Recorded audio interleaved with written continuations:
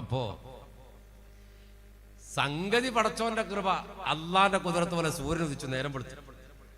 യാക്കോബിനൊക്കെ വല്ലാത്ത സങ്കടമുണ്ട്. കുറച്ച് സമയത്തേക്കെ പോവാണ്, രാവിലെ മുതൽ വൈകുന്നേരം വരെ നഷ്ടപ്പെടുക. പക്ഷെ അതന്നെ സഹിക്കാൻ കഴിയുന്നില്ല, അത്ര സ്നേഹമുണ്ട് ആ കുട്ടിയോട്. പാലും പഴവും കൃത്യമായി ഒരുക്കി ആര്? മഹാനായ യാക്കോബ് നബി അലൈഹി സ്വലാത്തു വസ്സലാം. എന്നിട്ട് തന്റെ മക്കള് ആടുമേക്കാൻ പുറപ്പെടുമ്പോ യഹൂദനെ വിളിച്ചു. മൂത്ത കുട്ടി യഹൂദിയാണ്, യഹൂദ. ആ വർഗത്തിൽ നിന്നാണ് പിന്നീട് യഹൂദികൾ ഉണ്ടായതെന്ന ചരിത്രത്തിൽ. അപ്പോ അന്ന് ഇസ്രായേലികളാണ് യഹൂദികൾ എന്ന് പറഞ്ഞ ഇസ്രായേൽ, അത് മുസ്ലിങ്ങളാണ്.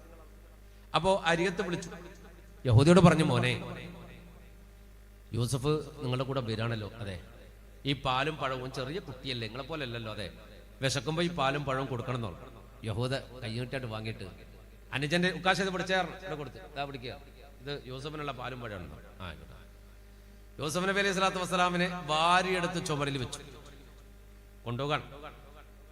വയസ്സ് 9 അല്ല 12 അല്ല 17 അഭിപ്രായമാണ്.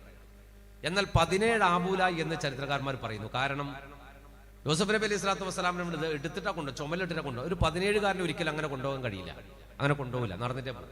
മാത്രമല്ല ഒരു 17-കാരൻ എന്തായാലും കളിക്കാൻ പോകാൻ വാശി പിടിക്കുകയും ചെയ്യില്ല. അപ്പൊ യൂസഫ് നബിയുടെ പ്രായം 12 അല്ലെങ്കിൽ 9. ഏതായാലും ആ പ്രായത്തിലാണ് യൂസഫ് നബിയെ കളിക്കാൻ കൊണ്ടുപോകുന്നത്. അപ്പോ ഈ മോനെ ഭാര്യ എടുത്തിട്ട് മുതുകത്ത് വെച്ചു. ആര്? യഹൂദ. മുതുകത്ത് വെച്ചപ്പോ അൽഹംദുലില്ലാ എന്ന് പറഞ്ഞു മഹാനായ യാക്കോബ് നബി അലൈഹി സ്വലാത്തു വസ്സലാം. കാരണം എന്താ? അനുജനം നടത്തിക്കാൻ പോലും ഇച്ചമാർക്ക് പ്രശ്നമില്ല, അവരെടുത്തിട്ട് കൊണ്ടുപോകണല്ലോ. എന്റെ കുട്ടീനെ നന്നായിട്ട് നോക്കും, ഒക്കെ ഭയങ്കര തട്ടിപ്പാ. ഇവിടെ ഇരുത്തിയിട്ട് കയ്യങ്ങനെ പിടിച്ചാൽ അങ്ങനെ കൊണ്ടുപോയി. യാക്കോബ് നബി വീട്ടിന്റെ മുറ്റത്ത് വന്നിട്ട് നടന്നു പോണത് ഇങ്ങനെ നോക്കി നിന്നു.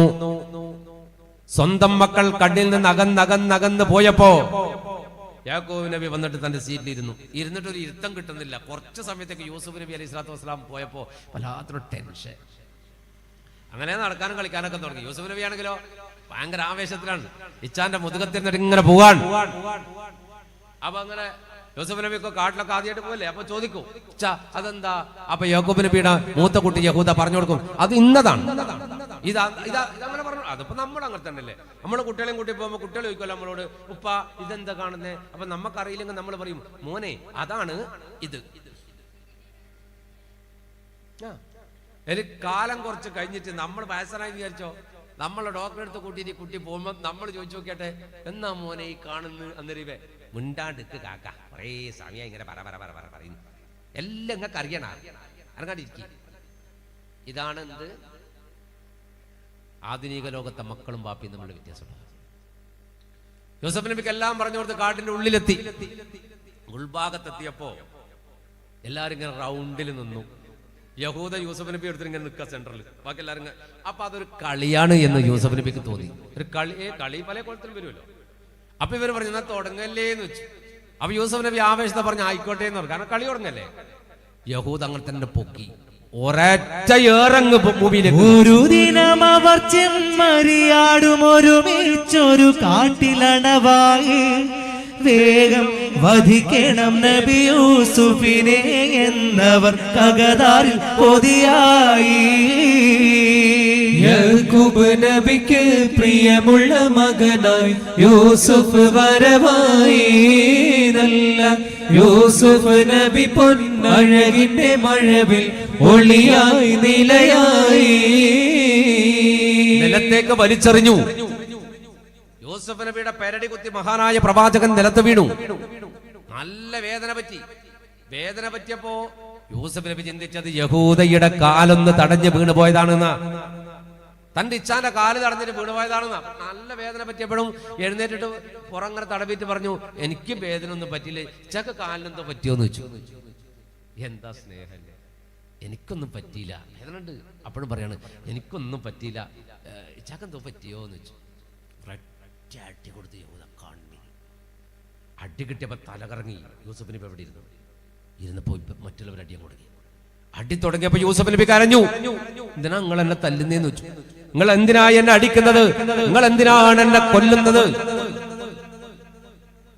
അപ്പൊ പറഞ്ഞു, നീ കള്ളസ്നേഹം കള്ളക്കിനാവൊക്കെ പറഞ്ഞു ഉപ്പാന സ്നേഹം മൊത്തമായിട്ട് വാങ്ങല്ലേ. നിന്നെ ഞങ്ങൾ കൊല്ലാൻ കൊണ്ടുവന്നതാ, കളിക്കാൻ കൊണ്ടുവന്നല്ല, മരണക്കളിയാ കളിക്കാൻ പോണത്.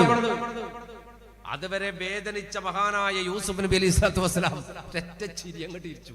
ഇത് പറഞ്ഞപ്പോ ചിരിച്ച് അടി കൊണ്ട് കരയുന്ന യൂസഫ് നബി ചിരിച്ചു. അപ്പൊ ഒരടിയും അടിച്ചിട്ട് യഹൂദ മാറി നിന്നിട്ടുണ്ട്. ആര്? അടി ഉദ്ഘാടനം ചെയ്ത തങ്ങൾ മാറി നിന്നിട്ടുണ്ട്. ബാക്കിയുള്ളവർ ഏറ്റെടുത്തതാ. യഹൂദ ചിരിക്കുന്ന യഹൂദ ചിരിച്ചു വന്നു. അടിക്കല്ലടാ അടിക്കല്ലട അടി കൊള്ളുമ്പോ ചിരിക്കാന്ന് പറഞ്ഞാല് സംഭവം വേറെയാ. എന്ത് നമ്മക്കിപ്പോ അടി കൊണ്ട് നമ്മൾ ഒരേ ചിരിയിരിക്കുന്നെങ്കിൽ ആള് പറയില്ലേ ഓ പിരാന്തരൻ, ആ പിരാന്തരൻ തല്ലണ്ടാണെന്ന് അറിയില്ലേ? അപ്പൊ യഹൂദ പറഞ്ഞു, എടാ ചിരിക്കല്ലേ, തല്ലല്ല, എന്തോ പ്രശ്നമുണ്ട്. യഹൂദ ചോദിച്ചു, നീ എന്തിനാടാ കരഞ്ഞിട്ട് പിന്നെ ചിരിച്ചു ചോദിച്ചു. അപ്പൊ യൂസഫ് നബി പറഞ്ഞു, കരഞ്ഞത് സ്വാഭാവികമായിട്ടുള്ള, അടിച്ചപ്പോ നല്ല വേദന കരഞ്ഞു. ചിരിച്ചത് ഞാൻ നിങ്ങളോർത്ത് ചിരിച്ചതാണ്. എന്നെ നിങ്ങളോർത്ത് ചിരിച്ചതാണ്. അതെന്താന്ന് വെച്ചു. അപ്പോ പറഞ്ഞു, അല്ല നിങ്ങളെ കയ്യിലാണ് ഉപ്പ എന്നെ ഏൽപ്പിച്ചേ അല്ലേ? അതെ, നിങ്ങളോട് ഉപ്പ പറഞ്ഞിട്ടുണ്ട് ചെന്നായ പിടിക്കും, അത് പിടിക്കും, ഇത് പിടിക്കും എന്നൊക്കെ. അതെ, സുരക്ഷിതമായിട്ട് കൊണ്ടുവരുന്ന നിങ്ങൾ ഉപ്പാക്ക് വാക്കും കൊടുത്തിട്ടുണ്ട്. അതെ, എന്നിട്ട് നിങ്ങൾ എന്നെ കൊന്നിട്ട് നിങ്ങൾ ഉപ്പാന്റെ അടുത്ത് പോയിട്ട് എന്താ പറയാ? നിങ്ങളുടെ അവസ്ഥ എന്താ? അത് ഓർത്തിട്ട് ഞാൻ ചിരിച്ചു പോയതാണ്. അപ്പ യഹൂദ പറഞ്ഞു, തല്ലല്ലടാ. അവൻ പറഞ്ഞ കാര്യമുണ്ട്. ഞാൻ ഉപ്പാന്റെ അടുത്ത് പോയിട്ട് എന്താ മറുപടി പറയാ? ഞാൻ നമ്മുടെ ബാപ്പാന്റെ അടുത്ത് പോയിട്ട് എന്താ മറുപടി പറയാ? അവര് പറഞ്ഞ അതൊന്നും നടക്കുന്ന കേസല്ല, അത് പറഞ്ഞു പോലും ഇല്ല പോലും, കൊല്ലൽ തന്നെയാണ്. അപ്പൊ അടി പിന്നെയും തുടങ്ങി, ജമാഅത്തായിട്ട് അടിക്കാണ് ഇവര്. അപ്പോ യൂസഫ് നബി പിന്നെ ചിരിയൊക്കെ നിർത്തി കരച്ചിൽ തുടങ്ങി. പിന്നെയും കരച്ചു വിളിച്ചു, ഇച്ചാ എന്നെ കൊല്ലല്ലേ, എന്നെ ബാപ്പാന്റെ അടുത്ത് കൊണ്ടുപോണേ, എനിക്ക് ബാപ്പാനൊന്ന് കാണണേ. യഹൂദ ഈ കരച്ചിൽ കേട്ട് സഹിക്കാൻ കഴിയാണ്ട് ഒരു ഭാഗത്ത് പോയിട്ട് അനങ്ങാണ്ട് ഈ പിന്നെയും സഹിക്കാൻ കഴിയാണ്ട് തിരിച്ചു കൊണ്ട് തല്ലല്ലടാ, എനിക്ക് സഹിക്കാൻ പറ്റുന്നില്ല. അവര് പറഞ്ഞു കൊല്ലാൻ തീരുമാനിച്ചാ പിന്നെ തല്ലല്ലാന്ന് പറഞ്ഞ എന്താ കാര്യം? കൊല്ലാണെന്ന് പറഞ്ഞു. അല്ലടാ നിങ്ങൾ അങ്ങനെ ചെയ്യല്ല, നമുക്ക് യൂസഫ് നഷ്ടപ്പെട്ട പോരെ, യൂസഫിനെ കൊല്ലണമെന്നില്ല, നഷ്ടപ്പെട്ടാ പോരെ. അവരെ എങ്ങനെയാ നഷ്ടപ്പെടുക? ഇവിടെ അടുത്ത് ഒരു കിണറുണ്ട് കാട്ടില്, ഷദ്ദാദ് പണി കഴിപ്പിച്ച കിണർ. അതാണ് ഷദ്ദാദ്. അറിയോ? ഷദ്ദാദ് എന്ന് പറഞ്ഞാൽ രാജാവാണ്. ആ കാലത്ത് ഒരു രാജാവ്, അതിന് മുമ്പത്തെ കാലത്ത് രാജാവ് ഉണ്ടായിരുന്നു, ഷദ്ദാദ് എന്ന പേര്, കുഫിരിയത്തിന്റെ രാജാവായിരുന്നു.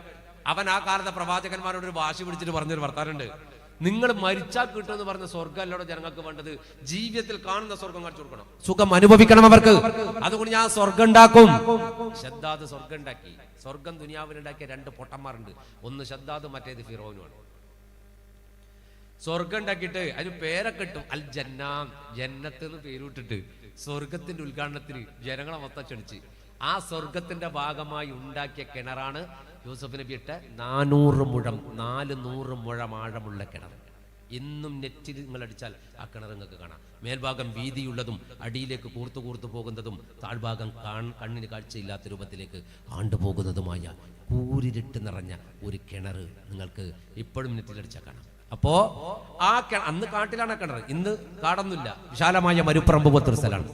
അപ്പോ ആ കിണറിനായിട്ട് ഇടാൻ തുടങ്ങി. ഇവൻ സ്വർഗം ഉണ്ടാക്കിയിട്ട് സ്വർഗത്തിന്റെ ഉദ്ഘാടനത്തിന് എല്ലാവരും വിളിച്ചിട്ട് ജനങ്ങളോട് പറഞ്ഞു, നമ്മൾ സ്വർഗം ഉദ്ഘാടനം ചെയ്യാണ്. ഈ നബിമാര് പറയുന്നത് സ്വർഗമല്ല, ഇതാ സ്വർഗം തന്നെ. എന്നിട്ട് ഈ ഫോട്ടോയെ കട്ട് ചെയ്തിട്ട് വലത്തേക്കാലെടുത്ത് സ്വർഗത്തിൽ വെച്ച്, ഇവൻ ഉണ്ടാക്കിയ സ്വർഗത്തിൽ വലത്തേക്കാൽ വെച്ച് ഇടത്തേക്കാൽ പൊക്കുന്നതിന് മുമ്പ് ആരിറങ്ങി? മലക്കുൽ മുത്തസ്രായീൽ ഇറങ്ങിയിട്ട് പിടിച്ചു. ഓന്റെ സ്വർഗത്തിന്റെ മുന്നിൽ പിടിച്ചിട്ട് ഓനെ നരകത്തെ, അള്ളാന്റെ നരകത്ത് കൊണ്ടിട്ടു. ആ സ്വർഗത്തിന്റെ ഭാഗമായിട്ട് ഉണ്ടാക്കിയ കിണറത്. അപ്പോ യഹൂദ പറഞ്ഞു, ആ കിണറിലിട്ടാ പോരെ. അപ്പൊ ഇവര് പിന്നെ മൂത്താള് പറയല്ലേ, അംഗീകരിക്കാൻ പറ്റില്ലല്ലോ. നമുക്ക് ഏതായാലും യൂസഫ് ഉണ്ടാകാൻ പാടില്ല, പുരയിലുണ്ടാകാൻ പാടില്ല, നമുക്ക് ആ കിണറിലിടാറ്. അപ്പൊ ഒരാൾ പറഞ്ഞു, അല്ല യൂസഫ് പറഞ്ഞൊരു കാര്യണ്ടേ, എന്താ? ഉപ്പാനോട് നമ്മളെന്താ പറയാ വെച്ചു. ഉപ്പാനോട് നമ്മളെന്താ പറയാ? അതിന് പണിയുണ്ടോ? കുപ്പായൂര് ഷേട്ടൂരി ഒരു ഭാഗത്തെ വെച്ച് യൂസഫ് നബിയെ കിണറിനെടുത്തുകൊണ്ട് പോകാൻ. അടിയിൽ അഗാധമായ ഗർത്തമാണ്, പാറയാണ്. നേരെ അങ്ങോട്ട് ഇട്ടാൽ തലയടിച്ച് വീണാൽ മരിക്കും. യഹൂദ പറഞ്ഞു, കൊല്ലാനാണെങ്കിൽ കൊന്നാ പോരെ, അങ്ങനെ ഇടാൻ പറ്റൂല. എങ്ങനെയാ ഇടുന്നത്? മെല്ലെ മെല്ലെ താഴ്ത്തണം, കിണറിൽ അവിടെ ഇരുന്നോട്ടെ, ആരെങ്കിലും രക്ഷപ്പെടുത്തിക്കോട്ടെ, അല്ലെങ്കിൽ അവിടെ ഇരുന്ന് മരിച്ചോട്ടെ, നമ്മൾ കൊല്ലാൻ പറ്റില്ല. കാരണം അള്ളാന്റെ മുന്നിൽ മറുപടി ഉണ്ടാവില്ല, കൊന്നാല് നമ്മൾ കൊലപാതകങ്ങളായി പോകുന്നു.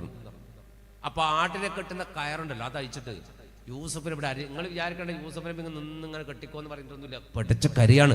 ഇവര് പിടിച്ചു വെച്ചിട്ട് കെട്ടാണ്. 10-11 ആള് പിടിച്ചു വെച്ച, 10 ആള് പിടിച്ചു വെച്ചാൽ പിന്നെ എന്താ അവസ്ഥ? 9 ആള് യഹൂദ പിടിച്ചോക്കാൻ നിന്നില്ല, അത് ദൂരെ നിൽക്കാണ്, ഇത് കാണാൻ കഴിയിട്ട് അപ്പോ അരയിൽ കയറങ്ങട്ട് മുറുക്കി കെട്ടിട്ട് നേരെ കിണറിലേക്ക് അങ്ങോട്ട് തള്ളി കയറിങ്ങനെ പിടിച്ചു. ഒരു പൊട്ടക്കിണറിൽ നബി യൂസുഫിനയാ കുടിലരന്നിടലായി. നബിയാണെങ്കിലോ തല താഴോട്ട് അജകള മറുത്ത് ചുടുചോര പുരട്ടി ഉടുപുട നജസായി. യാക്കൂബ് നബിക്ക് പ്രിയമുള്ള മകനായി യൂസുഫ് വരവായി. നല്ല യൂസുഫ് നബി പൊന്നഴകിന്റെ മഴവിൽ ഒളിയായി നിലയായി. സെന്ററിൽ കയറി കെട്ടിയിട്ട് താത്താല് ഒന്നുകിൽ തല താഴേക്ക് ഒരു കാല് മേലോട്ട് വരും, അല്ലെങ്കിൽ കാല് അങ്ങനെ ഇങ്ങനെ ആടി ആടി പോവാണ്. അപ്പൊ വിളിച്ച് കരയുന്നുണ്ട്, ഇച്ചാ എന്നെ രക്ഷപ്പെടുത്ത്. ആകെ മനസ്സ് കുറച്ച് ക്ലിയർ ആയി ഇപ്പോൾ ഉള്ളത് യഹൂദാക്കുള്ളൂ. അവിടെ യഹൂദാനെ വിളിച്ചിട്ട് എന്നെ കരയണത്, ഇച്ചാ എന്നെ രക്ഷപ്പെടുത്ത്, എനിക്ക് എന്റെ വാപ്പാനെ കാണണം, നിങ്ങൾ എന്നെ കൊല്ലല്ലേ, കിണറിലിറക്കല്ലേ. അപ്പൊ യഹൂദ ദൂരം മുറേ നിന്നെ ഞാൻ രക്ഷപ്പെടുത്തിയാൽ എന്നെ ഇവർ 9 പേർ കൊന്നുകളയും, അതുകൊണ്ട് എനിക്ക് ആവതില്ല, എനിക്ക് പറ്റൂല.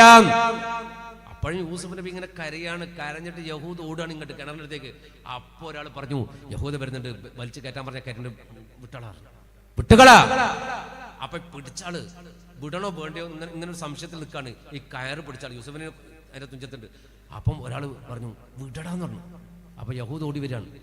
വിടൂലാന്ന് കണ്ടപ്പോ അടുത്തുള്ള സഹോദരൻ എന്ത് ചെയ്യുന്നറിയോ, തന്റെ കയ്യിലുള്ള കത്തി കൊണ്ട് ഒറ്റ വെട്ടാണ്ട് വെട്ടി കയറങ്ങ് വെട്ടി. ഒരു രക്ഷയില്ല, ഒരു പോക്കാതായിലേക്ക് അങ്ങ് താഴേക്ക് പോകുമ്പോ നിങ്ങൾ ആലോചിക്കുക, കയറിന്റെ പിടുത്താണ്ട് വിട്ടിട്ടുണ്ട്. ഇനി ഇച്ചമാർക്ക് എന്നെ രക്ഷപ്പെടുത്താൻ എന്തായാലും പറ്റൂല, വലിച്ചു കയറ്റൂല. അപ്പോഴാണ് യൂസഫിന്റെ പേര് ദ്വാ നടത്തിയത്. ചരിത്രത്തിൽ അങ്ങനെ ഒരു ദ്വാ ഇല്ല, വല്ലാത്ത ദ്വാ നടത്തിയത്. ഒരു ദ്വാ എന്താണെന്നറിയോ, കയറങ്ങ് പൊട്ടി താഴേക്ക് വീഴുമ്പോ ഈ കഥ മുഖറബുൽ അംലാക്ക് മലക്ക് ജിബ്രീൽ അലൈഹിസ്സലാം പുണ്യ നബിയോട് പറഞ്ഞു കൊടുക്കുമ്പോൾ പറയാണ്, നബിയെ യൂസുഫ് നബി ആ പ്രാർത്ഥന നടത്തുമ്പോൾ ഞാൻ അർശിന്റെ ചോട്ടിലായിരുന്നു. അർശ് എന്ന് പറഞ്ഞാൽ ഞങ്ങൾ വിചാരിക്കേണ്ട അവളെ മരത്തിന്റെ കൊമ്പത്താണ്. 7 വാനങ്ങൾക്ക് അപ്പുറത്താണ്, കോടാനകോടി കിലോമീറ്റർ അപ്പുറത്താണ്. അപ്പൊ അർശിന്റെ ചോട്ടിലാ ഞാൻ. അപ്പോഴേ യൂസുഫ് നബി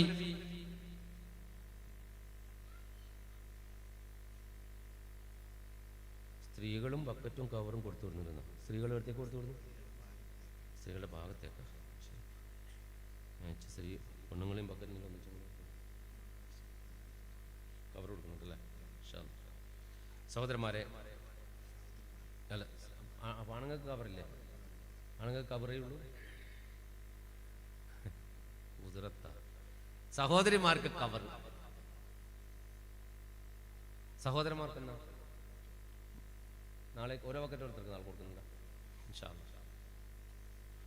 തിരിച്ചിട്ടില്ല. ഈ കവറ് വരുമ്പോ ഇത് പെണ്ണുങ്ങളിൽ ഇതാണുങ്ങളിലല്ലേ, എങ്ങോട്ടാ അതിൻ്റെ മേലുണ്ട്, ഇത് സ്ക്രീനുണ്ടല്ലേ, അതുകൊണ്ട് കാണും ഇൻഷാ അല്ലാഹ്. അപ്പോൾ സ്ക്രീനിനോട് പറയാം, ഇതാ എന്നെ കാണുന്നുണ്ടോ? ശരി. അപ്പൊ ഇതെന്തിനു വെച്ചില്ല? അത് വെറുതെ ലൈവോ, ഈ ലൈവൊന്നും ഒഴിവാക്കണോ? അപ്പൊ എന്നാ ഇത് പിടിക്കും. സ്ത്രീകൾക്ക് കവർ ഇൻഷാ അല്ലാഹ്, നല്ല കവർ ഇട്ടാ. സഹോദരിമാർക്ക് ഒരു കവർ വരുന്നുണ്ട് നാളെ ഇൻഷാ അല്ലാഹ്. ഈ സദസ്സിലേക്ക് യൂസുഫ് നബി അലൈഹി സ്വലാത്തു വസ്സലാമിന്റെ കഥ ഇൻഷാ അല്ലാഹ് നാളെ നമുക്ക് ചെറിയ രൂപത്തിലങ്ങ് പൂർത്തീകരിക്കണം. അപ്പോൾ അതിനു വേണ്ടിയുള്ള ഒരുക്കത്തിലാണ്. അപ്പോൾ ഈ കവർ നിങ്ങൾ കിട്ടുമ്പോൾ ഇതിൻ്റെ അകത്ത് നല്ല ഒരു സംഖ്യ, ഇപ്പോൾ 500 ചെറുതാക്കിയതുകൊണ്ട് 500 നോട്ടില്ലേ, മോഡിനെ കൊണ്ട് ഒരു ഉപകാരം കിട്ടിയിരുന്നു, കവറിന് കണക്കായിട്ടാക്കി. മറ്റേ പഴയതാക്കി 4 ഭാഗം മടക്കിയിട്ടെല്ലാം കയറ്റണം. ഇപ്പം അത് വേണ്ട, ഇപ്പോൾ എടുത്തിട്ട് അങ്ങനെ കയറ്റിയാൽ VCD ഇട്ട പോലെ ഇടാം, അങ്ങിടാം, സുഖമായിട്ടിടാം. അതുകൊണ്ട് 500 മുതൽ മേലോട്ടുള്ള നോട്ടുകൾ ഇൻഷാ അല്ലാഹ്. 500 കഴിഞ്ഞാൽ പിന്നെ 2000 ഉള്ളൂ അല്ലേ, 1000 ഇല്ലല്ലോ. അത് കണ്ടിട്ട് മരിക്കണമെന്ന് ആഗ്രഹമുണ്ട്, നടക്കും തോന്നില്ല. അപ്പോൾ ഈ കവർ വരുമ്പോൾ സഹോദരിമാരെ നിങ്ങൾ ഏറ്റെടുക്കുക. എന്നിട്ട് നാളെ ഇൻഷാ അല്ലാഹ്, നാളെ വേറെ എന്താ പരിപാടി? അതാ പ്രസംഗമല്ലാതെ വേറെ ഒന്നുമില്ല. നാളെ നമുക്ക് ഇൻഷാ അല്ലാഹ് സാസിൽ വെച്ച് ദുആ ചെയ്യാം. അതുകൊണ്ട് നിങ്ങൾ ഈ കവർ സ്വീകരിക്കുക. എന്നിട്ട് കവറിൽ നല്ലൊരു സംഖ്യ നിങ്ങൾ ഇൻഷാ അല്ലാഹ് നാളെ കൊണ്ടുവരിക. ഇന്ന് ബക്കറ്റ് വരും അല്ലേ,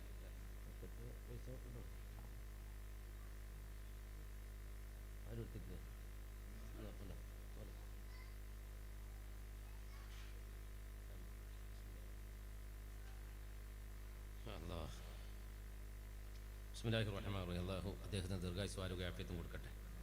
അപ്പോൾ മൂപ്പരടുത്ത് നിന്ന് ഞാൻ വാങ്ങിയിട്ടുണ്ട്. ഇനി നിങ്ങൾ ഇല്ലേ?